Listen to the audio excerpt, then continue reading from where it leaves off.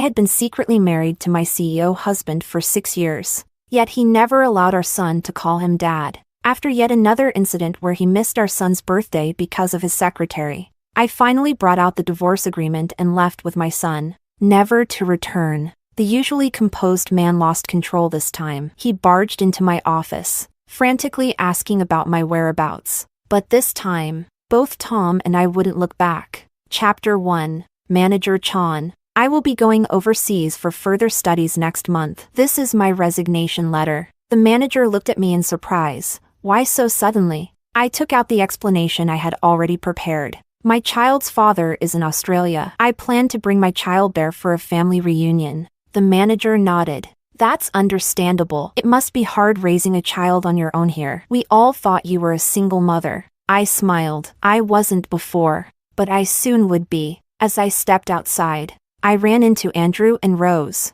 walking toward me. Andrew is my boss, my husband, and my child's father. 7 years ago, I was his personal secretary. After one drunken night, we had a child. This is our 6th year of secret marriage. And also, the 6th year he hasn't allowed our child to call him dad. Andrew walked slowly, as though intentionally taking care of the woman by his side. Rose held a report in one hand, while she held the hem of Andrew's suit with the other, their sweetness almost painful to watch. As we passed each other, my heart skipped a beat. I couldn't help but call out, "Andrew." His footsteps paused, his expression cold. Assistant Lin. The polite, distant address carried an unspoken warning, reminding me that we were merely superior and subordinate in the workplace. I understood his implied message and swallowed my emotions. Chairman Koo. Andrew gave a brief sound of acknowledgement, his steps never faltering, as if I were a stranger.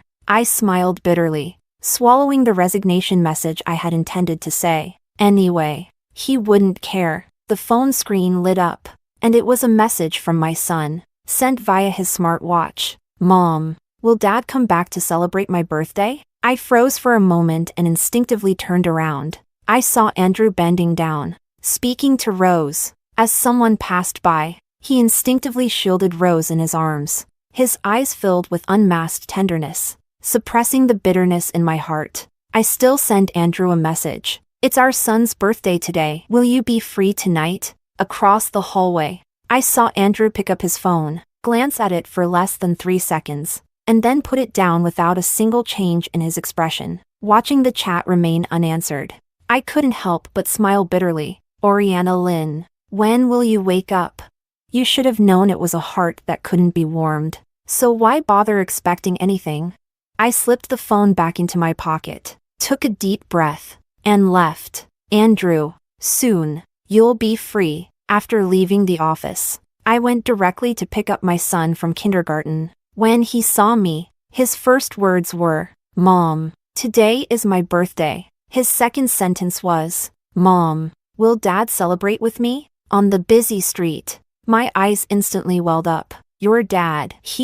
Before I could finish, my phone rang. Andrew finally had time to reply. "I'll be home. I'm free." A wave of surprise swept through me, and I almost eagerly nodded. "Don't worry, Tom. Dad will come home." My son clapped his hands, excitedly jumping into my arms. After 6 years of marriage, this was the first time Andrew had agreed to spend our son's birthday with him. In the evening, I cooked a nice meal, and Tom finished his homework early. An hour passed. Then 2. Then 3. I sent several messages asking if he was coming. But as usual, there was no reply. Tom seemed to understand something. He looked at me carefully. "Mom, is Dad just too busy?" A sharp pain shot through my chest. I wanted to explain, but not a single word of explanation came out. In the end, all I could say was, "It's okay. Mom will always be here with you." Tom didn't ask any more questions, quietly picking up his birthday hat. "Mom, will you put it on me?" I nodded, about to do so when I accidentally glanced at Rose's updated post on social media. "Today was great. I really enjoyed today." The picture showed a lavish meal at a high-end restaurant. Though Rose didn't show her face, I noticed the wedding ring peeking out in the top right corner. It was the one Andrew and I had chosen when we got married. However, he always wore it on his left pinky finger. because that represented being single. How ironic. The wedding ring that symbolized marriage was Andrew's symbol of being single. On our son's 6th birthday, he was having a candlelit dinner at a fancy restaurant with his mistress. All the bitterness melted into calm at that moment. I liked the post and put my phone down, turning to place the birthday hat on Tom's head. Tom, happy birthday. Under the candlelight, Tom closed his eyes and clasped his hands together. My birthday wish is to always be with Mom. I picked up my phone and captured the moment. The thought of leaving had fully taken root in my heart at this moment, growing into a towering tree. All right, Mom promises you. That night, neither of us mentioned Andrew. It felt like this home had always been just the two of us. After my son fell asleep, I took out the divorce application I had prepared earlier. The last trace of hesitation vanished from my heart. At 2 a.m., Andrew finally came home. When he saw the cake on the table, a flash of regret crossed his eyes. Sorry, I forgot. I found it amusing, as there were reminder notifications on my phone one after another. Could he really not see them? Or was it that the warmth of his love affair made him forget everything else? I flipped the divorce application to the last page and, trying to remain calm, handed it to him. Please sign this. Before I could finish, Andrew's phone rang. Rose's panicked voice came through. Chairman Koo, the power went out at my place. Could you come over to keep me company? I'm so scared. Andrew immediately stood up, anxiety flashing in his eyes. Wait for me. I'll be right there. He hung up the phone, didn't even glance at me, and signed the document without a second thought. I stepped aside, silently watching him leave. Andrew, you must remember this. This home is one you chose to abandon. The next day, I returned to the office to hand over my work. Andrew approached me first, handing me a beautifully wrapped gift box. It's Tom's birthday present. I forgot to give it to him yesterday. I was taken aback and opened the gift. It was a small dog toy. The thing my son feared the most was a dog. When he was 5, Andrew took him to an amusement park. But in the middle of the trip, Andrew ran into a friend and let go of Tom's hand. Tom got lost in the crowd. When they found him again, he was trembling on the side of the road, scared by a stray dog. Since then, dogs had been Tom's eternal nightmare, and the person who caused this had the nerve to give him a dog toy as a gift. I didn't know whether I was angrier or more disappointed. I casually put the box aside. In a calm tone, I said, "Thank you." Andrew looked at me strangely, then seemed to remember something and added, "Rose's power went out, and I'm planning to let her stay at our house. Don't go to work today. Pack up and take Tom somewhere to stay for 2 days." His casual words felt like a heavy blow to my heart. I couldn't believe what I was hearing. Are you telling me to leave the house with Tom just for Rose? Andrew frowned. Don't say it so harshly. It's just temporary. We agreed on a secret marriage, and we need to avoid any suspicion in front of colleagues. I smiled bitterly, finding it all too ironic. Is this really just about colleagues? Is it just about avoiding suspicion? Or does he feel that Tom and I are an obstacle to his pursuit of love? Something he wants to keep hidden? Not wanting to see him anymore, I sat back at my desk and continued working. I understand. I'll pack and take Tom out of here. I won't disturb you. It didn't matter anymore, whether it was sooner or later. It didn't make a difference. Seeing how easily I agreed, Andrew seemed to freeze for a moment. He opened his mouth, his tone unexpectedly softening. I'll make it up to you. I didn't raise my head, only silently continuing my work. The harm had already been done, and no amount of compensation could cover it up. When I got home, I packed my things and left with my son. Just as I was about to leave, the door opened, and I ran into Andrew, returning with someone. He was pushing Rose's luggage with one hand, looking every bit the devoted man. As our eyes met, I clearly saw the brief flash of panic in his. Rose was surprised and asked, "Assistant Lin, what are you doing here at Chairman Koo's house?" Hearing this, I immediately pulled Tom behind me, shielding him from view.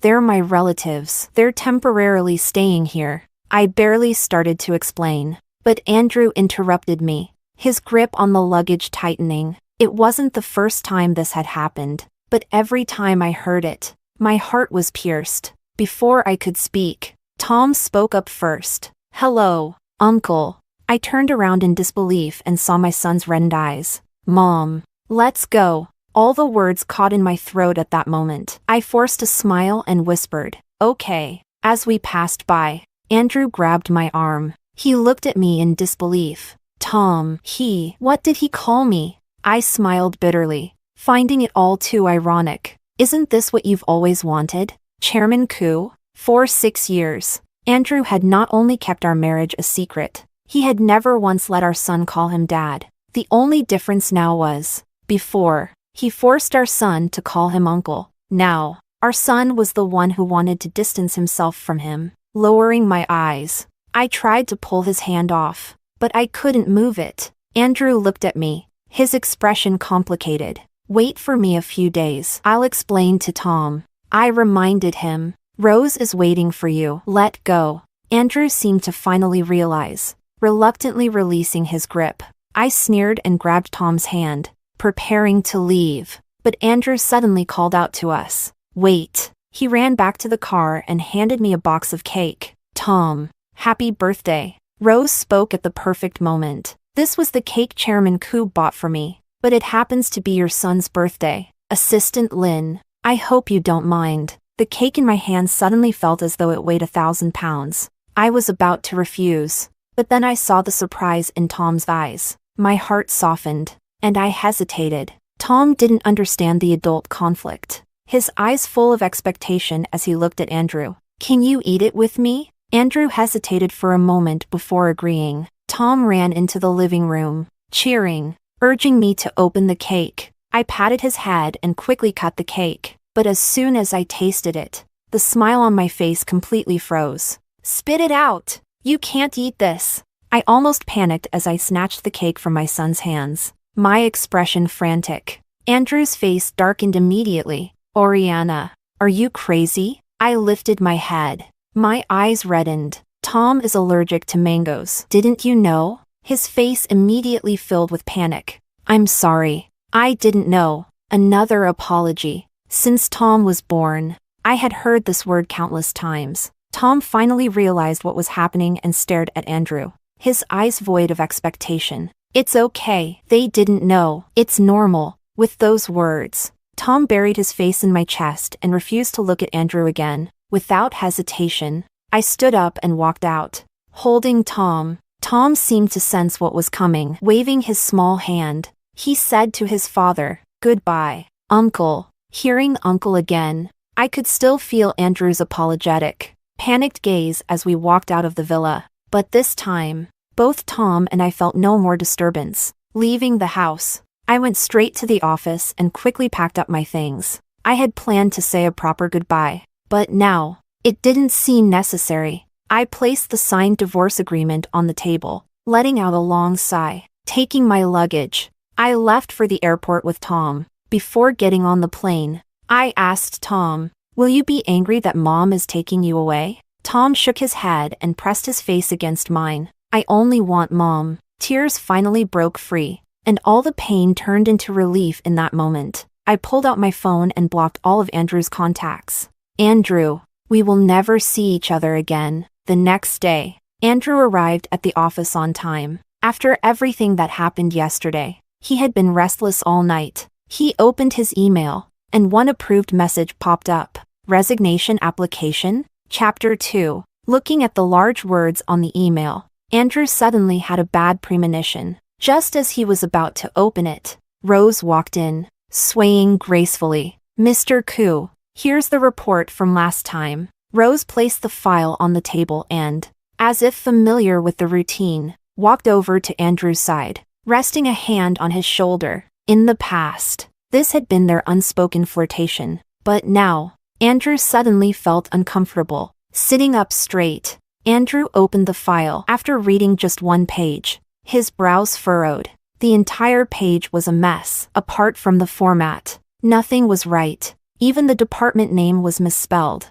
He slammed the file down onto the table, his voice cold as he asked, "Who made this report? Do they have basic work skills?" "Call Manager Chan." "How does the HR department hire people?"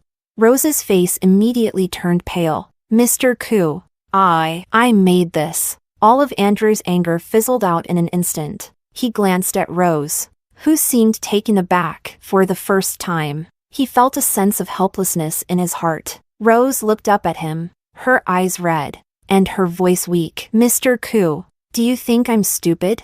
She wiped away a tear, exuding the persistence of a delicate flower. If you really think I'm not up to it, I'll leave. You can hire a smarter, more capable secretary. With that, she turned to leave. Andrew instinctively reached out to stop her, but when he met Rose's pitiful gaze, he froze. Oriana would never look at him like that. She was proud. No matter what happened, she always tried to solve things herself. Unlike Rose, if only Oriana were still here. His hand, which had been holding Rose, slowly clenched. He was startled by his own thoughts. Almost in panic, he let go of Rose and rubbed his brow. Tired. Go out for now. Rose still wanted to say something. Mr. Koo, out. Andrew's patience ran thin, and his tone grew colder. Rose bit her lip, but in the end, she reluctantly walked out. After she left, Andrew returned to his desk. Looking at the flawed report,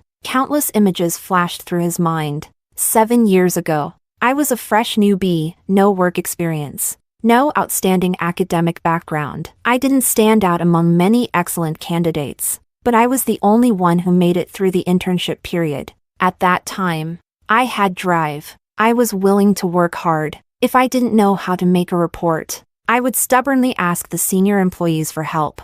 If I didn't understand the work process, I would carry a notebook to jot down notes anytime, anywhere, no matter when. As long as he needed me, I would be there in the shortest time with the best solution. Even at business events, I could quickly memorize everyone's identity and characteristics. Back then, I always said, Mr. Koo, next time I'll do even better. If being a secretary was graded, I would undoubtedly get a perfect score. Andrew still remembered that when he brought Oriana around, everyone envied him for having a gold medal secretary. But sadly, it all came crashing down that night. After that wild, unplanned event, everything changed. Andrew still didn't understand why I had degraded myself, scheming to get into his bed. He only knew that when he woke up the next morning and saw Oriana lying beside him, all the admiration he had for her turned into hatred. The admiration he had once felt was replaced by disgust. Even though we had to marry because of the child, he couldn't get along with Oriana. He even deliberately found someone like Rose, the complete opposite of me, as a rebellion against married life. But now, thinking of Rose, who had become increasingly unbearable, Andrew suddenly felt bored. The image of Oriana and our son leaving with such finality flashed before his eyes, and his heart raced. Maybe he should stop his childish behavior. Maybe, after all these years, I had changed. Maybe. Chapter 3. At 6 in the evening, Andrew attended a banquet hosted by a business partner, accompanied by Rose. It had been an entire day since he last saw me, and Andrew, holding his wine glass, found himself somewhat distracted. Had he gone too far this time? This thought suddenly flashed across his mind. Andrew pursed his lips and drank the wine in one gulp. He took out his phone, about to send me a message, but was interrupted by an approaching business partner. Mr. Koo, about the proposal last time. Andrew was stunned for a moment before immediately pushing other thoughts aside, shifting into work mode. Just as the conversation was becoming lively, a discordant voice suddenly cut through. Mr. Koo, this dessert is so delicious. Rose, holding a chocolate cupcake, looked at him with an innocent, naive expression. The conversation was interrupted, and the mood in the room turned sour. Rose, however, failed to pick up on the awkward atmosphere. She smiled brightly and squeezed her way in front of Andrew, bringing the chocolate cupcake to his lips. Caught off guard, Andrew ended up with chocolate and cream smeared all over his face. Rose was startled and quickly reached out to wipe it off. Andrew, however, stepped back sharply, as if trying to avoid a dangerous animal. Enough! Rose stopped, her eyes immediately welling with tears. Mr. Koo, what's wrong? You weren't like this before. Andrew took a deep breath, ready to speak, but then noticed the awkward gazes of the business partners. Seeing him glance over, the others awkwardly forced a smile. Mr. Koo, you continue with your work. We can talk about the proposal next time. The others all agreed, nodding. Yes, you're busy. We'll talk next time. With that, they quickly excused themselves and left. Andrew had no reason to stop them, nor would it have been appropriate. What should have been a productive business negotiation had turned into a humiliating affair because of Rose. Andrew couldn't even begin to imagine how he would be seen in the industry after this. And indeed, that's how it went. After they left, they found a place to mock Andrew. Tisk. Do you think Mr. Koo has some special fetish? Marco, a man in his 50s, was the first to speak up. Another one clicked his tongue. Maybe younger people like that sort of thing. Marco shook his head, still unable to understand. Secretary Lin was so much better, smart, capable, and most importantly, she had some sense. I don't know why Secretary Lin just wouldn't leave Polaris. I've tried poaching her a few times privately, but no luck. They all laughed, but no one responded directly. In truth, Marco had also tried his own hand at poaching. On the other side, Andrew was staring at Rose, his chest rising and falling with anger. Rose, look at what you've done. Rose's eyes turned red, looking as if she had been deeply wronged. Mr. Koo, what did I do? I just wanted to share with you. Did I do something wrong?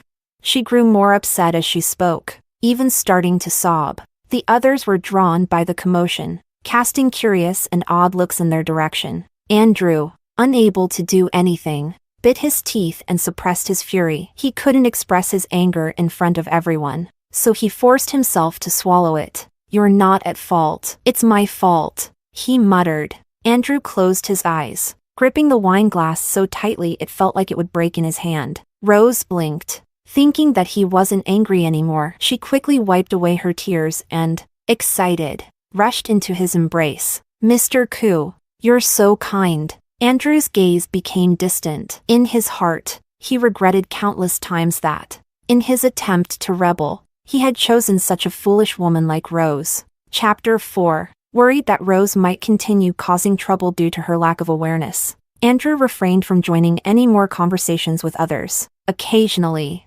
someone would approach him to chat, but he only exchanged brief pleasantries. For the rest of the time, Andrew simply sat in a corner on the sofa, drinking glass after glass of wine. Finally, after enduring until the banquet ended, Andrew bade farewell to the host and left in a hurry. By the time he returned home, the alcohol had started to take effect. Leaning on his head, Andrew unsteadily pushed open the door. Oriana, pour me some water. There was a long silence in the room. Andrew looked up, and as he stared at the darkened hallway, it dawned on him. I had left with our son yesterday. Turning on the lights, Andrew headed to the kitchen. He pulled out a can of soda from the fridge, and as he closed the door, he noticed that the fridge door was covered in numerous stickers, both big and small. Most of them were cartoon characters that his son liked. Looking at these childish stickers, which he usually found overly immature, Andrew couldn't help but let out a small chuckle. For some reason,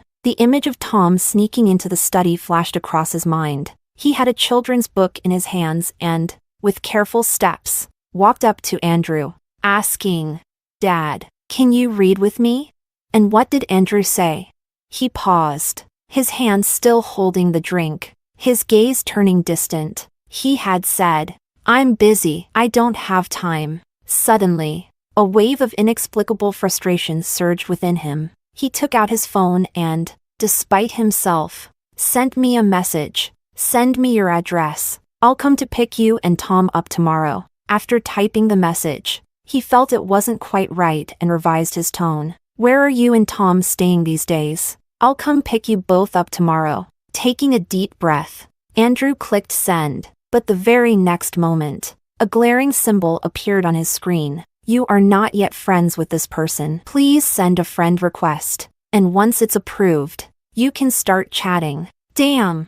The can of soda was thrown to the floor. Andrew furrowed his brows, nearly panicking as he opened the workgroup chat. Nothing, still nothing. In the group with hundreds of people, Andrew scrolled through message after message, but there was no trace of my profile picture. Had I left the group?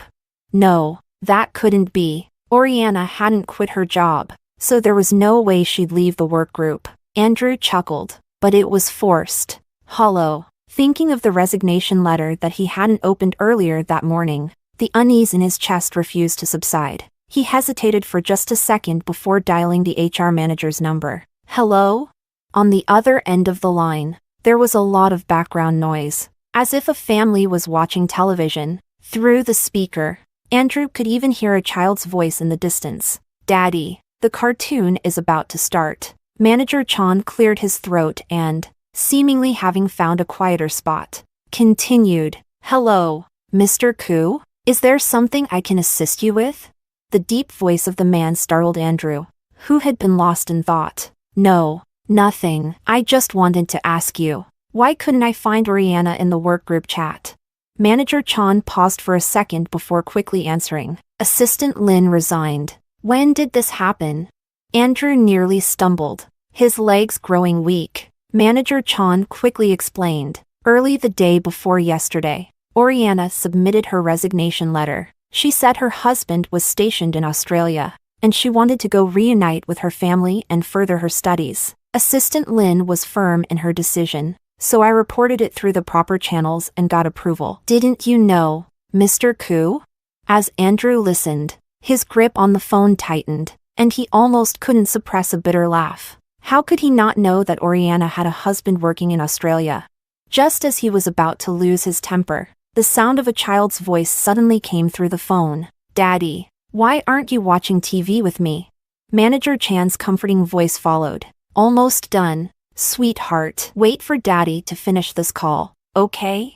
It seemed like it was an inherent trait in every adult. The moment they spoke to a child, their voice would soften immediately. Andrew stood there, stunned, listening to the voice on the phone. Uncontrollably, his mind once again drifted to Tom. In truth, he had a complete family, but somehow, it felt like he had lost it. Chapter 5. That night, Andrew sat on the kitchen floor, not moving. Throughout the entire night, it was the first time he had ever been so helpless. In the past, no matter how late he came home, there would always be a light on for him. There would always be someone sitting on the sofa, quietly waiting for his return. But now, all that was gone. The grand villa was empty, with only him left, waiting alone for the dawn to break. The next day, Andrew didn't even change his clothes before heading straight to the office. He opened the door to his office, only to find that my workstation had already been tidied up.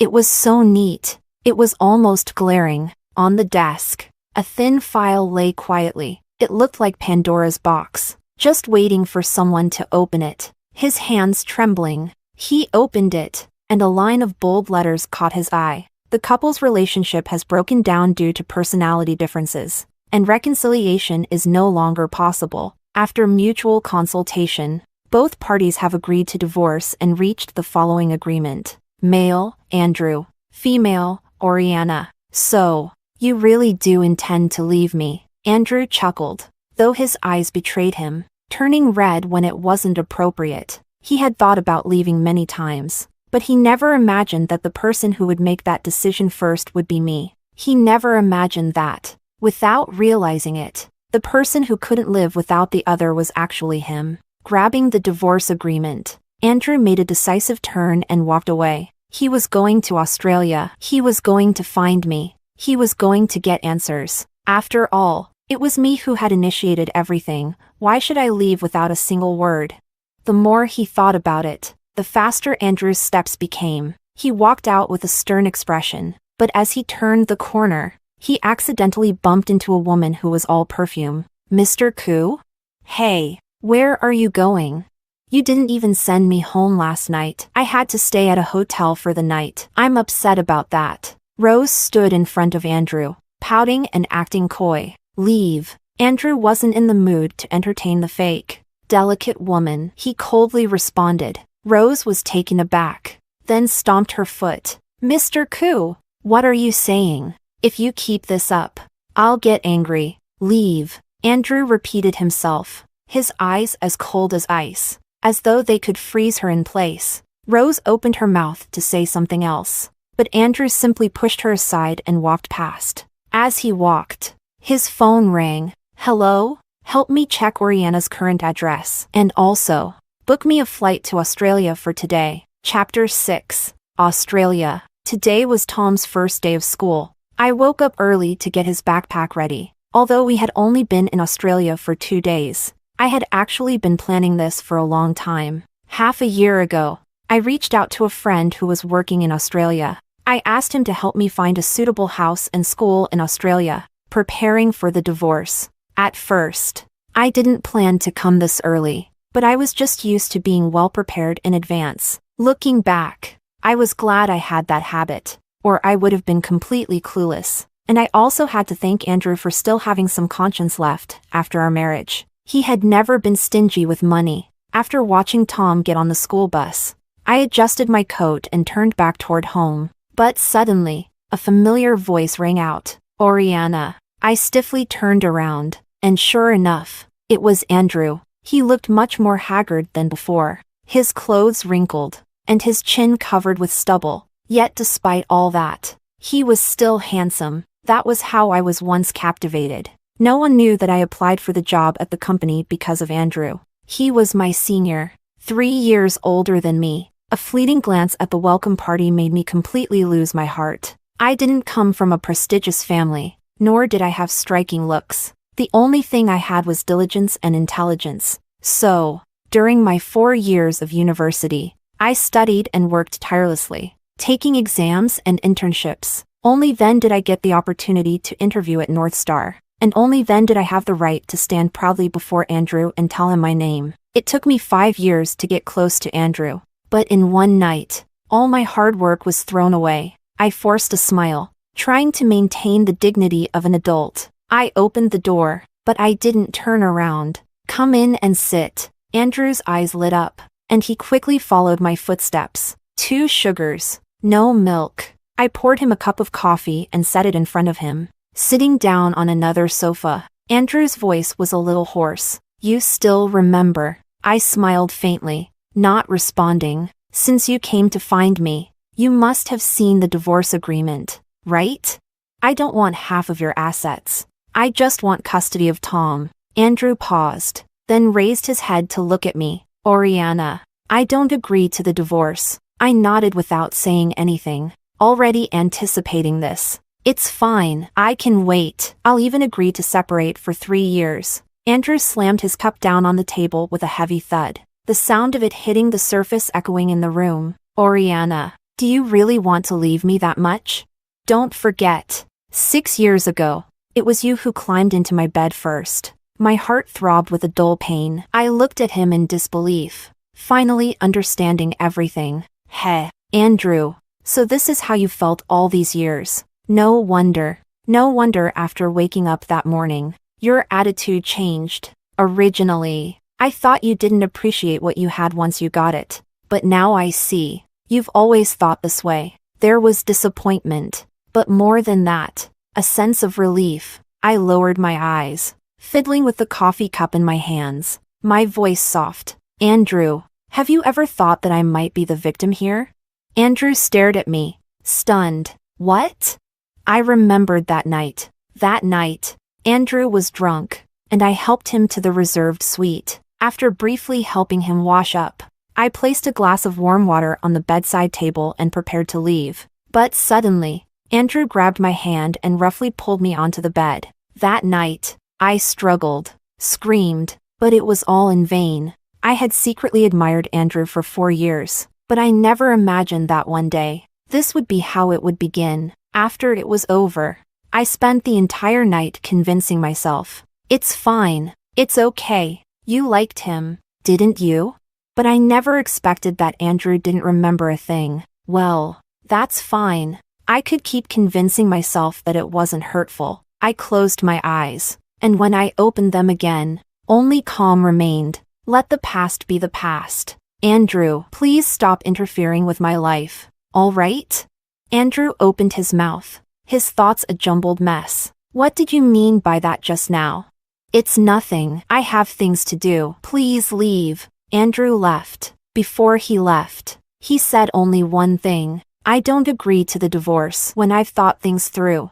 I'll come find you again." I didn't pay much attention to him, and I officially began my studies in Australia. Without work to distract me, I spent more time with Tom. He gradually forgot the unpleasant memories and made many local friends. During this time, I casually dated a few boyfriends, but I never thought about getting married. Andrew also visited Australia from time to time to see Tom. Perhaps he wanted to repair his father-son relationship. I asked Tom about it, and I didn't refuse his visits. After all, Tom was Andrew's child. Andrew might have remembered something during that time. For a while, he kept sending me money. He would occasionally visit Tom and look at me with a guilty expression. I ignored him. I took the money but didn't stop dating other people. He was nothing more than a small interlude in my life, and he would no longer affect me. So you see, the sun will rise again. Even without the sun, it will still get light.